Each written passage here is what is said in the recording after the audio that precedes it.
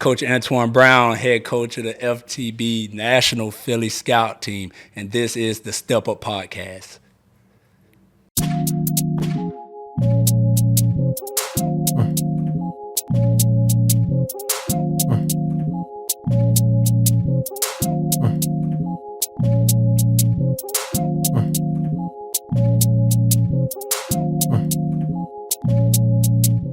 What's up, guys? Welcome to the Step Up Podcast. It's your host, Nelly. I'm over here with my co-host, Ali. What's going on? And my home team, my brother, my coach for the squad. I got Antwan Brown over here. Let's get it, baby. FTB, baby. Let's get it. Let's get it. So, Antwan, let's get into this, man. College coach, a guy who messed around a little bit, dabbed in college, high school, travel ball. Tell me where it all started for you, man. How'd you get into this world of baseball? Well, I'll tell you a little bit about me. Originally, I grew up in a small town, Stark, Bradford County. You know, we got one stop sign. Shout out, Lottie. I know a lot of people don't know nothing about it, but we there. We're on the map. Just don't speed through that place. But I grew up in a small town. Of course, we had one high school in the town where, you know, I was Mr. Athletic. I was the starting quarterback. I was the shooting guard, and also I was a baseball player. But I've always had, you know, this gift in baseball. My dad played. You know, they were playing Sunday leagues back home where all the men would go out and we would, you know, just play baseball. And at 13 years old, my dad was still playing in that league, you know, the men's league, and they allowed me to play with them. So I grew that love for the game, being amongst the older, you know, the other old men. And I was always saying I wanted to be like them because I looked up to them. You know, Those are the people in my neighborhood that were like, they were like my uncles and my family and that kind of thing, and they did it, you know. And nowadays it's a little different because people don't play baseball in the hood, you know, in the hoods anymore. It was just an opportunity for me to see it. So, of course, I was good at football and I was good at basketball, but I loved baseball because it was a family thing, you know. So eventually I got an opportunity to go in college. Started off in JUCO, you know, got surgery, went through, you know, I went through my journey of life. That's where my life journey started, but faced some trials and tribulations, but I didn't give up. So I went to Lake Sumter first, then I went on to Santa Fe. I sat out a year with surgery, then ended up at Embry-Riddle, and I ended up getting my degree from Embry-Riddle in business administration. Then shortly after that, I got into coaching, and the rest is pretty much history. Yeah, so I mean, let's get into it. That's a lot to unpack. That is, it was a lot at once right there, which is great because you know we get to a little piece, and now I could ask more questions. And I want to talk about the wrong route. I want to talk about the mistakes because that's what made me. You know, I'm not gonna lie to you. I was that guy. I'm sure you heard my story. You know, went left a little bit. Now I'm back, God willing. You know, now I'm in the position I am. I get to hang out with guys like you. Yeah. You know, talk to me, man. Talk to me. What went wrong for you, if you don't mind? No, man. I think a lot of it was being misinformed and uninformed. Okay. You know, growing up in a small town and you the guy, you know, a lot of people look at you, oh, you're going to make it. But a lot of times in that situation when people are pushing you up, ego and pride come in. Yeah. And you really can't understand and learn when your ego and your pride talking, you know. So I was walking around with my high horse and, you know, I'm gonna make it, I got this, I got that, but I wasn't learning the things that I needed to learn in life. Okay. You know, and I was just like, I hung my hat on that, I'm going pro. Like I wasn't worried about nothing else. I wasn't worried about college. I wasn't worried about anything. I was like, man, I'm gonna go pro because people told me I was gonna go pro. Yeah. I didn't know nothing about being a pro. When was the first time in your career you were like humbled a little bit? Oh, I'm gonna tell you, my first year when I had surgery, and I actually messed up grades one semester, and it actually knocked me off my high horse a little bit. You know, once I realized that it could go that easy, I started to look at life and say, okay, I got to find out who I am. But I was still in denial about finding out who I was, so I kept chasing baseball. You know, I kept chasing what made me feel value. I didn't know my identity. I didn't know who I was. I was Mr. Athletic that played football, basketball, and baseball, that everybody loved on Friday, and when the lights was on, everybody loved me, but they don't know when I was by myself, I didn't feel loved. You know, I didn't know who I was. I didn't know what I was doing. I just knew that I have this athletic ability and everybody praised me. They didn't know you. They knew of you. And actually, I didn't know myself. Yeah. You know, I knew that it was more to me than baseball and sports, but I couldn't express it to anybody because all they was worried about is, oh, you're going pro, you're doing this and that. But I like other stuff. But I never spent time actually learning who I was. Yeah. You know, and it was actually not until like a couple of years ago I started to find myself. Like, who is Antwan Brown without baseball, without coaching? And that goes into my spiritual background, what I had to tell God. It was one of those things where I said, God, I put it before you. I put it before you. I was seeking God through baseball when I should have been seeking God, and then let's see if he want me to do baseball. Yeah. So it actually just put me in a position to where I had to take a step back and find who I am and my purpose. And I think I found my purpose now. It's beautiful. That's baseball can fill you up till it's taken away. Oh, yes. Right? And that's Yeah. something that, like, with an injury like that, where did it set you afterwards, like, mentality-wise, when it came to whatever you were playing at the time? After you'd injured yourself, and what did you injure? Okay, so I tore my labrum. It actually happened in football. Okay. So I was a quarterback, and I got my shoulder dislocated like 2 times, but we didn't think too much of it. And then when I got to college, that's when we realized I had a labrum tear. And back then I was just thinking it's going to be something quick, bump it. I'm going to just get surgery. I'm going to rehab, because mentally, when somebody tell me I can't do it, I'm going to do it. Yeah. But the thing was, when I went to that surgery, the doctor told me it's a good chance I won't come back the same. Mm-hmm. So to me, at first, the pride said, oh, I'm going to prove it to him. Mm-hmm. I'm going to prove it. But then later on in my career, my arm started acting up. Yeah. And I started to tell myself maybe he was right. That's when I started to doubt myself, and I didn't believe that I could fight anymore. But I knew I could fight, but I didn't believe that I could truly fight. And I started seeing the end of the road due to the injury, but it opened my eyes to start learning the things that I didn't know, about the game and that kind of stuff. And that's where I'm back into coaching, because at the end of the day, I want to make sure that kids know the things that they don't know. The mental side, the politics side, and everything else that comes into the game is bigger than baseball. Yeah. And if you want to make it in this, you're going to have to overcome a lot of stuff. There's a lot of things that you're going to have to overcome that don't even happen on the field. Mm-hmm. And some of it start on the field, it might start in the car, but you have to overcome a lot of stuff. Yeah. And it's crazy you said that, because I'm big on that too. I believe it starts at the top. Yeah. And the top for me, obviously, when it's on the field, is us, it's coaches, and the top when me off the field is your parents. Yeah. And if your parents, for me, don't do the right thing, it translates into the dugout, yes. translates into the locker room, where I don't like that kid. Why is he like that? This kid has this bad attitude. This kid acts like this. Certain things. So I'm big on at the top. I'm big with you with there. I understand that a lot. I want to get in with you basically. So you got into this travel ball world, obviously, right? You've been doing this for a while. Yeah. You've been a coach for a long time. Got a great reputation coaching, obviously. Is why you're the head coach of the Philly Scout team. How'd you get into it? Like, what made you want to go do this? Travel ball's a little different. It's not college. Yeah. It ain't high school. This is the real deal, Holyfield sometimes, and sometimes it's a headache. Yeah. Well, I'm going to just tell you, it started off like when I first finished playing baseball, I was so bitter. Mm-hmm. I told myself I'd never help anybody. I said I don't want to be around the game. I don't want to play the game. I don't want to help nobody. I was so bitter. Yeah. 2 weeks after that, a guy walked up to me and said, do I want to get into coaching? Mm-hmm. So I actually said yes. It was crazy, because I'm like, how I just said I hate it, but I'm willing to get into coaching because I've always had a heart for kids. Yeah. I've always said I wanted to help them, but in the beginning of my coaching career, I was terrible. Mm-hmm. You know why? Because I was still coaching with my anger and my pain. Yeah. And I was still thinking they're going to do what I say do because I did it, and they're going to do it this way, and they're going to be great, but I had to understand they're not me. So I learned to, in that moment, I had to learn how to become a coach and actually be more of a player's coach and understand that this not about me, it's about them. Yeah. So once I started really learning, I said, okay, God, you done showed me I care about people. Okay, I can't turn that off. I'm a kind-hearted person. I love to help people. Mm-hmm. So he put baseball as a platform for me to help people and spread more about him than it is about me. But when I started off coaching, I was being selfish. Yeah. I was like, man, you got to do this, you got to do that. Like, I was coaching kids how I was coached. And not necessarily, that wasn't even me. I was trying to be something that I'm not. So it opened my eyes to say, man, like, if you're going to do this, you got to care about the person. Yeah. You got to be that, and that's who I am. God made it to where I care about people. Mm-hmm. So I felt like this was the best place for me to do it and still be in the game. Yeah. So it was really more so like finding myself, letting myself go, and doing what he told me to do. And that's why now with coaching, I love it, because I can actually talk to them about things that's bigger than baseball. My calling has nothing to really do with baseball anymore.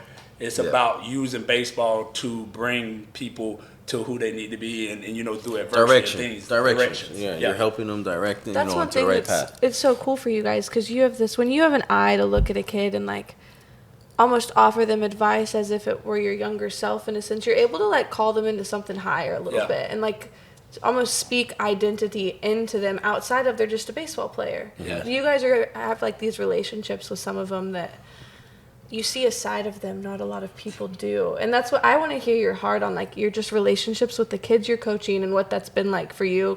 like if it's almost kind of repaired anything that you can fill in some shoes that you didn't necessarily have when you were their age. Yeah, it's all of it. Because when I talk to them, I'm talking to the little Antwan that wanted to be heard. I wanted the coach to say, "Are you okay? Are you really okay?" It was times when I'm at a field and I'm not even at the field.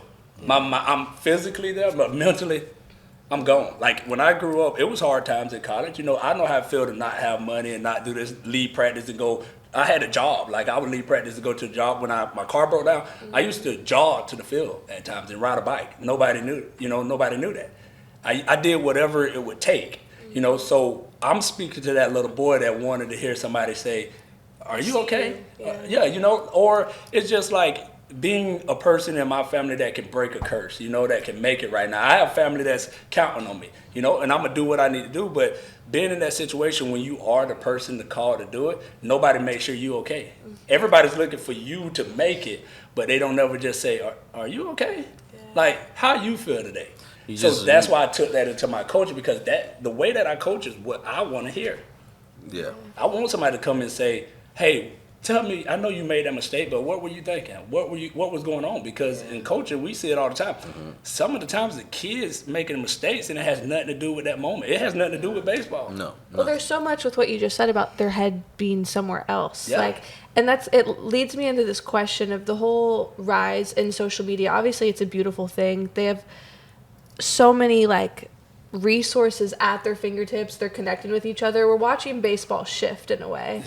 But like navigating the mental side and keeping their head in the game, do you find it not difficult, but notice a difference in coaching this generation of kids who is so like everyone's stuck to a cell phone, but like glued in and locked in on the social side? Do you see any negative side of it? There's a lot of negative in it, because with social media, it's only giving you the highlight. Yeah. You know, you're not seeing the truth. Anybody let me know if you ever see somebody post the bad thing about what they did. Like, "Oh, I booted 5 balls today. I struck out 6 times," and they post it. So the thing is, they're only going off of the good side of, you know, the social media. But I think it's hurting us a lot because it's speaking to the insecurity of the kids. Social media is making kids look, if they look at this, like even with the cameras and this kind of stuff, if I'm a photographer and I feel like I want to be a photographer, but I don't have that camera right there, I'm already getting discouraged. You know, and in social media right now, it's kids who are pretty good, but they don't have the same amount of followers as that kid, or they don't have this, and 100% it just kills their dreams. They feel like they can't make it because they don't have the clicks, they don't have the cameras, I don't have the nice bat, I don't have the nice glove, when none of it matters. So yes, social media is good. The benefits of it is great, but it's killing people who are insecure, who deal with, you know, that who am I? You know, because you feel like you got to be something great. I mean, I felt like I've had to be a different coach. Like I had to feel like, man, I gotta have this. I gotta have a certain kind of clipboard. It doesn't even matter. Yeah. But social media told me I needed to be like that. So it's really it has great pros, but it's killing the world. It's killing the kids for sure. I would hate to be a kid right now in this time in social media. I would really hate it. It definitely would be difficult to navigate because like it's everything in moderation, right? Yep. And like how can you use it to elevate, and like you can create a platform for yourself. Now you can create yourself your own PG profile ultimately with your Instagram. Mm-hmm. That's like you're being recruited, but I don't know, it's something that for me to watch, it's just so interesting because it's changed the game significantly when I walk into the fields. Well, like, I mean, I will say I've changed travel ball with the cameras and stuff. But again, for me, it's more you have to do it for the right players. They're not made for everybody. You got to understand the rules of social media. You got to understand I can't post everything. I can't go to a club and be with my friends and they post something. I got to watch out because everybody records at this time, you know. And then if you have, you know, I had a bunch of guys, Drew Jones and all these guys have thousands and thousands, hundreds of thousands of followers, you know. Those guys make little mistakes. That kid that they thought that was his friend is ready to post, you know, and take whatever they need. So it is tough. I agree. Social media is a crazy wave. It can benefit you in a great way and it can hurt you. Yes. Just as strong as it is positive, it's strong and negative. It will take away. So, I mean, let's get into you know, Bethune-Cookman. Coach, you know, tell me the college experience. Tell me what separates college and travel ball. Tell me that. Oh, man, just once you get to the college level, man, it's The players pretty much know. For the most part, they know who they are. They know what it's going to take. They're more dedicated. You know, travel ball, they have an ideal of what baseball is like, but they never really know until they get to that next level. Because in college, it's more structure. It's more your life. It becomes where you have to sacrifice a lot of stuff. You know, I'll never tell a kid right now, I say, if you don't want to sacrifice or give up something, don't even chase it. Yeah. Because what it takes is what it takes. It's no substitute. It's no, let me skip this. When you get to that level, you got to get up and weights at 6 a.m. You got class, then you got gym, then you got study hall, then you may have community service, we may have fundraising. It's your life. Yeah. And the thing is, I like about college is because you do have the guys in, and now you got the transfer portal. Let's not even talk about that. But you got the transfer portal, but they will leave. But for the most part, you're going to have a group of guys that you can mold. You can build a culture. You know, you can come in here and say, this is what we stand on, and we could play together for the next 4 years, technically. Okay, but in travel ball, it's like, we face it, you may have a guy on Saturday, and he may be ready to quit on Sunday. You know, the roster always changes. So really, you're not really playing as a team. You don't get to build that brotherhood that we used to have when we played. That's my brother. That's my best buddy. My best friend was my teammate. That's it. So I get that. This the person that I might be the best man in his wedding and that kind of stuff. But now these kids are in and out. You know, so changeable. It's crazy though, because there's almost a little circle of the kids that know each other that change every. So I would say this in travel ball, the top ranked kids all know each other. Yeah. Yes, because they are in the same showcase. They all know. The ones besides that are in the less than 100, they don't know. Yeah, you know, those guys are looking up at those top 10 guys or top 20, whatever it is. Those guys all know. The other guys don't. So I mean, again, in perfect game alone, there's 2 million kids playing baseball. It's crazy, man. So it's a lot of kids in the baseball world. You can't know everybody. Yeah. Let's call it what it is. And a lot of kids can't afford travel ball, and they can't. Yes. That's what FTB. You know, we're a minority organization. You know, I'm here to help. We're the cheapest organization, but not even just mine. Just a lot of kids can't afford to go to showcases. You know, showcases $600. We already know that the money part of it is ridiculous. Yes. You know, it is ridiculous, and that's another thing of like FOMO where parents feel like they have to do it. Yeah. Yes. Like, I have to do it, but like you say, the guys at the top, they're in a different situation. Yes. I'll tell the truth. When you get to the top, you get a lot of things for free. And you get deals. And but everybody's not getting that. The bottom man don't get the free opportunity. But to somebody down here, they're like, oh, I got to go to that showcase because such and such. Nelly went to that showcase, so I got to go. They don't know Nelly getting it for free. Yes. You know, so at the end of the day, people have to really dig deep into it. And that's the only thing that I dislike about travel ball because, of course, everybody's drinking the same water. You know, like it's hard to tell them the truth and say, hey, you might not need to go to this showcase. Let's go work harder. Yeah. Oh, he don't want to see me succeed. No, I'm actually telling you the truth, but everybody else going. So how do I get a person to say, hey, man, instead of spending that money, let's go work and get better and maybe go to 3 showcases versus 10.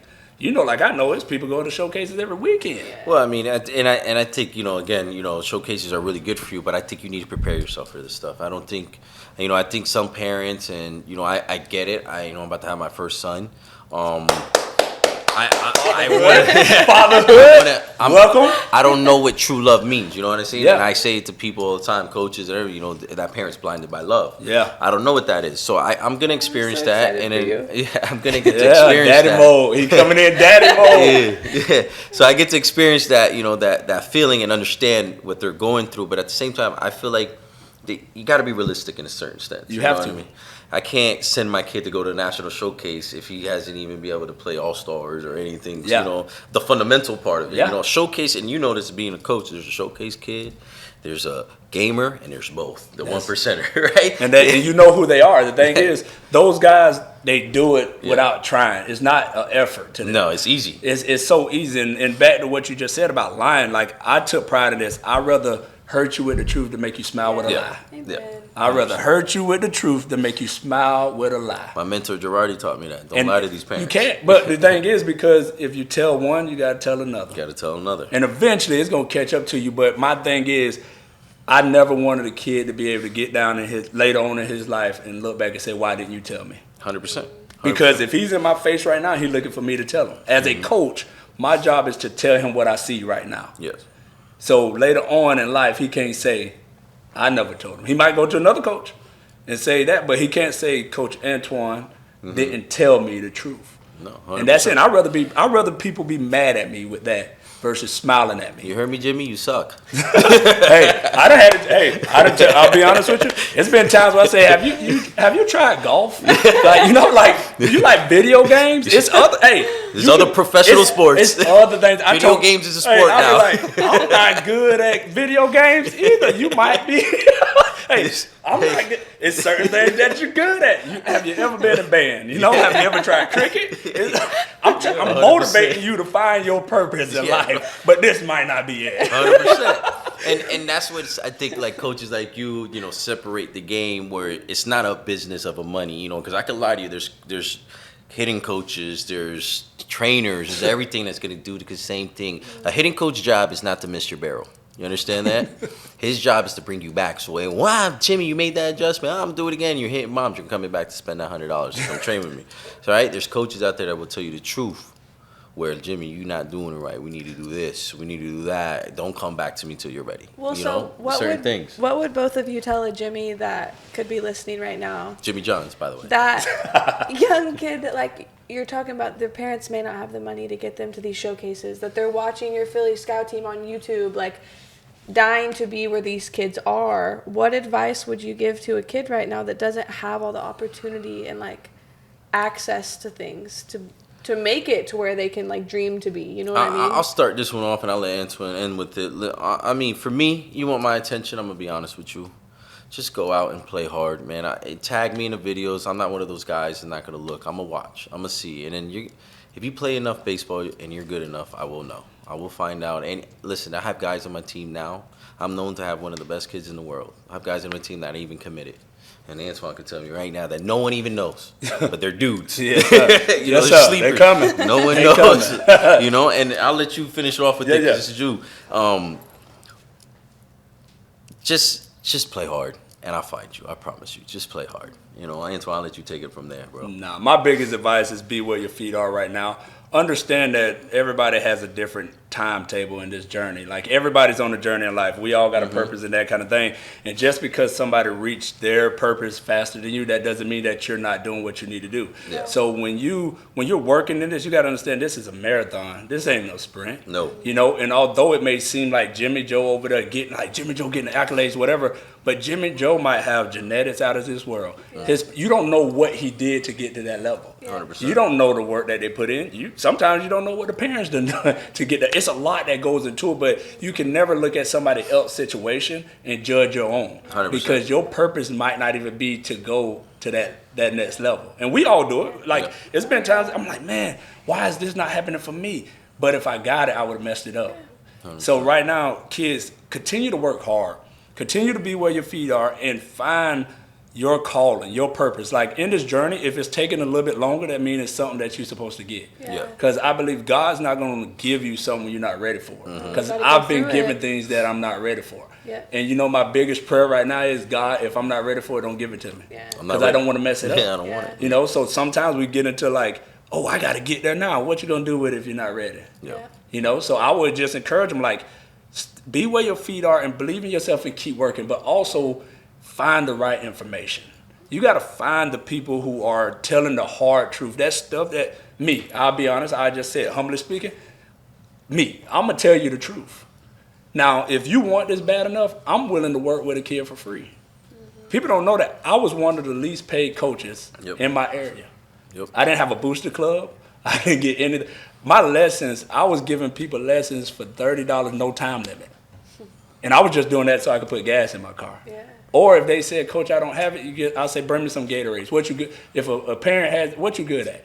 Oh, we're good at whatever. We can pick up candy. Give me some Lifesavers. I had to stop eating candy. But I would say, just get me 2 bags of Lifesavers because I know this kid going to show up. Or get me 2 Gatorades because this kid going to show up. But if your kid not going to show up, I don't even want it. I'd rather spend time with my son than to waste time and get money from you.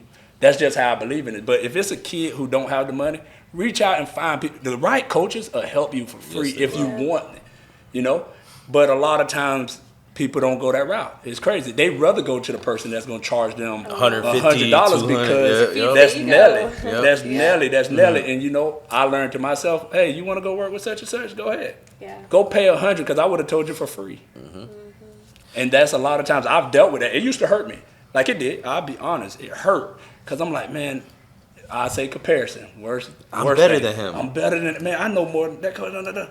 But then guess what? Eventually they go there and guess what? They end up coming back. The grass is never greener. Right back. And it's not a pride thing, but it's just like, I know you're going to get wrong information. I know that you're not going to get better. Yeah. But I'm not going to fight you to come to me. Because I want you to choose me knowing that I'm going to give it to you for free. It has to be a choice for it to be effective. You know? It does. I like that. It has to be a choice for it to be effective. 100%. I like that. And going into that, like, you know, when these kids don't understand, like, hey, you know, this coach is going to teach me something wrong, and you're getting taught the wrong things, and as coaches that we are, you know, it sucks because we have to come and pick the pieces of, like, as now, and my team and the teams after this and all that, I'm always going to have to teach kids what high school coaches are supposed to be teaching these guys. You know, it's sad, but it's the game. It's their job, and the main thing I'm getting to is, listen, if you genuinely want to play this game, there's every guy out there that would teach you this game for free, give you knowledge. Knowledge is always free. You understand that? This is not a business for us, not a business for a lot of us, but there's guys out there that, you know, run your pockets. But then that's why you got to listen to podcasts like this. You know what I'm saying? Yeah, man. Step up to the plate, papa. Yeah, you got to step up to it. But it's crazy, man, that you say that, because the right people give their gift away for free because it's bigger than the money. Yeah. You know, and it's just bigger than the money. When you have a true calling and a purpose in your life, you know it's bigger than that, because I'm never going to have enough money. No. Let's say if I get paid $100,000 today, guess what I'm going to be talking about tomorrow? How can I make more money? No, you're right. Right. But right now, if I can fulfill my happiness in life, I'm happy without it. I don't survive with less money. I don't even know what a lot of money you got a son now. Like. So I'm good. It's a character. As long as you getting the right information with these kids, and I hurt for them because it's so much out there, and you can get caught up in just. It's a lot. You get caught up in so much stuff right now, and it's sad. You get caught up with it's just stuff, so sad that, you know, we've gone this way, but it's money to be made. It's money to be made. It's money to be made. So. That's what people are going to do, but I'm not willing to sell my soul for it. No, and it's a good thing that coaches like you are still around, and we're able to impact the kids that we are. You know, I think that's dope. So tell me, Twan, what's the end goal? You know, where do you see yourself, Brown, later on in 2 years, 5 years? What do we got going? Man, I'm gonna be honest with you. I'm a straight shooter, man. My prayer is, God, wherever you need me to be, I'll go. I'm looking more to where I can make an impact over the institution. I'm not, no matter what the names say on the front, it could say the Yankees, it could say the Phillies, it could say community college, whatever it say, I want to be to where I can do my purpose. Yeah. Where I can build the guys up and I can do what I need to do, and it's going to be a good fit for my son. You know, most importantly, like my son and that kind of thing, but I'm going to know where I'm going to be at because it's going to align. Yeah. You know, and it might not be the most financial place, but it's going to be where I supposed to be to fulfill my purpose and make an impact. Okay. And I hope, of course, my dream, I'd love to be in the college program, just because of the turnaround. It's less turnaround, but we got the travel ball portal, but I had to release that as well. I had to get to the point where it said, wherever you want me to go. Yeah. And I even said this, God, if you don't want me to coach no more, I won't do it anymore. I had to release it because I idolized this for so long. Yeah. If you don't even want me to do it no more, but show me. And that was crazy because right after I said that prayer, Pops called. Pops was like, do you want to coach? And I said, well, man, that's crazy. But I know what I said. I'm gonna be here for the summer. So right now, the answer to it, I'm right here with y'all for right now. Yeah. And whatever he wants me to do, I'm gonna do it. But if the door open and I don't supposed to walk in, I can't go in. I don't want to step foot in nowhere I don't supposed to be ever. It's so beautiful to hear how you're walking, because it's like one thing on my mind as you've been throughout a lot of this conversation is like really how different every path is. Mm-hmm. Like you can look at every dude in the big leagues. We sat down and spoke with them. Stories are similar, but when you get to the root of it, like everything that you walk through is intentionally playing a part, and like it's about choices, right, to improve. So like, what are your eyes set upon right now to continue to move forward? Like, is there? I just want to hear a job well done. And when I get that, I'm gonna just tell you this right now. And when I say that, I'm even speaking spiritually. I just want to hear, job well done, my faithful servant. Hey, my good and faithful servant. Hey, good job. And I know I'm not, like, I love God, and I tell people this. I'm not the perfect Christian, but I have a relationship with him because in the Bible, he used sinners. He used the people that made a mistake. So why would I think I got to be perfect? If everybody he used to do something powerful, was a killer, a murderer, adulterer, all this, why would I think about my mistakes as, oh, it's too big for God? I used to think that. I used to think, well, God, I done messed up. I done did some stuff that nobody know. I done did my thoughts. I don't even want to admit to myself I've done. Hey, I'm gonna tell you this. If sometimes I'm like, God, how you even listen to me? You know, like the stuff, even the thought, like, you know, if you committed if it's in your mind, it's already bad. Yeah. So that was my thing to where I said, you know what? I see the people you use, so guess what? I'm gonna just do what I need to do, and I want people to look at me and say, hey man, I might grab a beer, I might cuss, I might do some wrong thing, but I'm gonna go and talk to him, and I'm gonna seek him. And that's really to where I'm just like, my goal is to just make sure that I fulfill my purpose. That's my biggest thing, because that's when I'm gonna be the most happiest, when I fulfill my purpose. So yeah, that I would just say that's what I'm looking forward to, just fulfilling the purpose, to just know that I'm safe in my love, I'm safe in my life, I'm released. I don't have to be nothing else ever again. I don't have to put on no image. I don't have to be the baseball guy. I don't have to be the coach.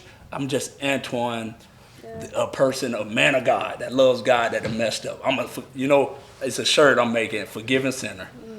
That's all I am. I'm a forgiving sinner that chose to change my life. There's definitely a freedom in walking what you love. That's what's cool. It's so beautiful to bear witness to the baseball world in this day and age, because it is. People are so intentionally just walking in, everything's a career nowadays. Like, it is. Yeah. People are creators for just being themselves. Like, you can genuinely, you talk about this money to be made. There's money to be made everywhere. Mm-hmm. And it's such a beautiful thing to find a passion, to find a love, to find your God-given calling and walk in it the way you guys are. It's so 100%. It's for the kids. No, and for the future. It's dope that you're walking that path. But now I'm about to switch it up a little bit. Not in church. Yeah. Let's go ahead. I'm a little tatted. I'm a little different. Hey, I'm tatted. He take the tattoo. Nah, I'm messing with you. Listen, I want to talk about the big boy ring. Talk to me about the ring right here, bro. You see that on camera, man. Let's I actually went. Go ahead, you gonna lift it up? Yeah. We get on that real quick now. It's actually from Embry-Riddle University, one of the best universities in America. Okay, shout out to Embry-Riddle. Shout out to those Eagles. Actually just went on to D2. They made it in the playoffs. But I was back there when they were NAIA, been to the World Series numerous of years. I got to become a man there and learn about life. But we got to go to the World Series. I think we've been there like 13 years or something like that in a row. But I got to go to the World Series twice. Back to back. It was crazy experience. Get out there and it's like kids just like, oh my God, you World Series. We fell short this year. We fell. We was third. Yeah. We finished up third or whatever. But we get a ring every World Series appearance. Mm-hmm. We win regionals and so on and so forth. So I got actually 2 of these rings. Oof. From being a part of just a great culture, a great environment, and that kind of thing. But it was awesome to be out being in the World Series. Yeah, it's something you can't take back. You can't take back. At the end of the day, I got to pitch in a college World Series. That's amazing. That's Twice. Not a lot of people can say that. Yeah, that's amazing. And it's crazy, when I said I downplayed my life so much. Like I'm like, those kids, they looking at you like, what? Like I'm like, people said to me like, man, talk about yourself. I don't know how to really talk about myself, but I got to do some pretty cool stuff, And I think I downplayed the things I got to do. And that means I guess I didn't appreciate it as much, it's not that big of a deal. Wait, you pitching the World Series? And it's thousands of kids that's just trying to get to college, and here I am downplaying that I pitched in the World Series. Man, I'm the one looking at the ring I ain't got one. I ain't got one. And that's always been my biggest problem, bro, being able to actually embrace what I did, because it's not out of an ego kind of standpoint. But I did used to think I was a little arrogant, because people would say, you're arrogant. But I actually did what I'm talking about. I didn't make this up. Truth's the truth. Yeah. I didn't make this up. So, it was great opportunity to go out to the World Series, man. It was just, there's a difference between arrogance and confidence. Yes. Yes, it's a big difference. Very much. But, I got beat down a lot about it. I got beat down because, to me, when you're confident about something, that means you done put in a lot of time. Yeah. I put in a lot of time, but the thing was, it's like being in the wrong place. Yeah. When you're in the wrong place long enough, you become, those people. But the thing was, humbly speaking, I've always meant to stand out, but I was trying to fit in. So if you spend more time trying to fit in, all they're going to do is tell you how you being something, but really that's your insecurity speaking. Yeah. You know, I think Prime Time said about don't let my insecurity. Yeah. I mean, don't let my confidence trigger your insecurities. Yeah. You know, and that's what happened a lot to where I'm thinking, oh, am I arrogant? Like, am I being boastful? No, I just put in 12 hours of work. I just did the job, you know, so that kind of thing. So I struggle with that a little bit. So now I know, like, if somebody asks me a question, I can do it, but I can't just do it myself. Like, I can't just talk about myself. But I'm thankful I did some pretty cool things, you know? That's fine. Well, man, I appreciate you being here, man. Appreciate you sharing the cool things. That's dope. You got a cool story, you know, up on the bottom up. That's pretty fire, man. I want to shout out the Step Up Podcast. It's me, your host, Nelly. Shout out to Ali. What's going on? And I want to stress it. I want to thank you, Twan. Oh, we here, man. Man, Hey, that's it, man. we locked and Appreciate loaded. you. We family to the Big end. home We here. team. We Big here. home team, Home man. team. Big home team. team.